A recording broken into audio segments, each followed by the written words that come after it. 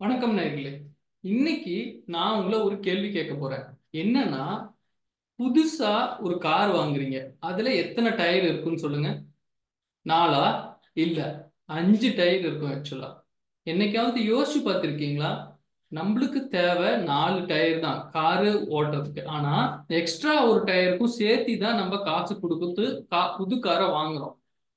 அது எதுக்காகன்னு நான் உங்களுக்கு எக்ஸ்பிளைன் பண்றேன். ஒரு நாள் உங்களோட க்ளோஸ் ஃப்ரெண்டு இல்லை க்ளோஸ் ரிலேட்டிவை பார்க்க மிட் நைட்டு போல ஹைவேஸ்ல டிராவல் பண்ணிட்டு இருக்கீங்க. மிட் நைட்டு, ஸோ கம்ப்ளீட்டா அன்டைம் அது. அப்ப டிராவல் பண்ணிட்டு இருக்கும்போது, ஒரு எக்ஸாம்பிளுக்கு உங்களோட கார்ல இருக்க அந்த 4ல ஒரு டயர் பஞ்சர் ஆயிடுச்சுன்னா என்ன பண்ணுவீங்க? அந்த டைம்ல நீங்க யாருக்கும் கால் பண்ண முடியாது. ஏன்னா நீங்க ஹைவேஸ்ல ஒரு அன்டைம்ல போயிட்டு இருக்கீங்க. வேற யாருக்கும் கால் பண்ணி ஹெல்ப் கேட்க ஃப்ரெண்ட்ஸ் கிட்டயோ இல்லை ரிலேட்டிவ்ஸ் கிட்டயோ ஹெல்ப் எல்லாம் கேட்க முடியாது. அந்த ஹைவேஸ்ல பாத்தீங்கன்னா நிறைய பேர் போயிட்டு இருக்கலாம் கார் வண்டியில. ஆனா அவங்ககிட்டயும் நம்ம தைரியமா ஹெல்ப் கேட்க முடியாது. ஏன்னா அது அன்டைம். ரொம்ப ஹைவேஸ்ல பாத்தீங்கன்னா செக்யூர்டா இருக்காது. ஸோ அதே அந்த 5வது டயர் சினாரியாவை யோசிச்சு பாருங்க. எக்ஸாம்பிளுக்கு அந்த 5வது டயர் நீங்க கார்ல வச்சிருந்தீங்கன்னா, வித்தின் 10 மினிட்ஸ்ல உங்க பஞ்சர் ஆன டயரை சேஞ்ச் பண்ணிட்டு நீங்க சேஃபா உங்க டெஸ்டினேஷனுக்கு போயிடலாம். ஓகேங்களா? அதே தான் இன்சூரன்ஸும். ஃபார் எக்ஸாம்பிள், உங்களுக்கு உங்க ஃபேமிலியில நீங்க ஒருத்தர் தான் பிரெட் வின்னர், அதாவது நீங்க ஒருத்தர் தான் ஏர்ன் பண்றீங்க, உங்களோட இன்கம் நம்பி தான் டோட்டல் ஃபேமிலியே இருக்குன்னா, உங்களுக்கு ஃபியூச்சர்ல ஏதாவது நடந்துருச்சுன்னா உங்க ஃபேமிலியால ஒரு 6 மந்த்ஸ் சர்வை பண்ண முடியுமான்னு யோசிச்சு பாருங்க.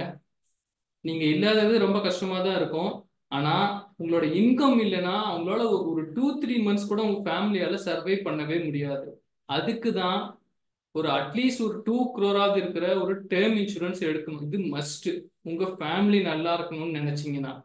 ரெண்டாவது, அதே 4 டயர்ல ஒண்ணு உங்களுக்கோ இல்லை உங்க ஃபேமிலியில இருக்க யாரோ ஒருத்தருக்கு ஏதாவது ஒரு சீரியஸ் ஹெல்த் இஷ்யூஸ் ஹாஸ்பிட்டல்ல அட்மிட் ஆயிட்டீங்கன்னா, அப்ப ஹெல்ப் பண்ணக்கூடியது பாத்தீங்கன்னா உங்களோட ஹெல்த் இன்சூரன்ஸ் தான். வேற யாரும் ஃப்ரெண்ட்ஸ் ரிலேட்டிவ்ஸ்லாம் எமர்ஜென்சி டைம்ல ஹெல்ப் பண்ண முடியாது. ஸோ கண்டிப்பா ஒரு health insurance and term insurance வேணும். ஓகேங்களா? அதுவும் நம்ம இப்ப இருக்க கரண்ட் சுச்சுவேஷன்ல பாத்தீங்கன்னா day and night problems issues எல்லாம் ஃபேஸ் பண்ணிட்டு இருக்கோம். ஸோ இந்த மாதிரி டைம்ல பாத்தீங்கன்னா கண்டிப்பா இது ரெண்டுமே இல்லை அப்படின்னா ரொம்ப கஷ்டம். அதுவும் மெடிக்கல் இன்ஃப்ளேஷன் பாத்தீங்கன்னா 6% கிடையாது. நார்மலா நியூஸ்ல பாத்தீங்கன்னா 6.5 போடுவாங்க இன்ஃப்ளேஷன். அது கிடையாது. மெடிக்கல் இன்ஃப்ளேஷனை பொறுத்த வரைக்கும் 14% இன்க்ரீஸ் ஆகிருக்கு போஸ்ட் கோவிட். ஸோ 14% பாத்தீங்கன்னா ரொம்ப பெரிய அமௌண்ட். நீங்க டிலே பண்ற ஒவ்வொரு வருஷமும் பாத்தீங்கன்னா அந்த காஸ்ட் பயங்கரமா இன்க்ரீஸ் ஆயிட்டு இருக்கும். உங்களோட பாக்கெட்ல இருந்து மெடிக்கல் பில்ஸை ஃபியூச்சர்ல செட்டில் பண்ணவே முடியாது. ஏன்னா பில்ஸ் பாத்தீங்கன்னா medical inflation every year increase ஆகிக்கிட்டே இருக்கு. ஸோ யோசிங்க. இன்னைக்கு யோசிங்க. இன்னைக்கே டிசைட் பண்ணுங்க. ஓகேவா?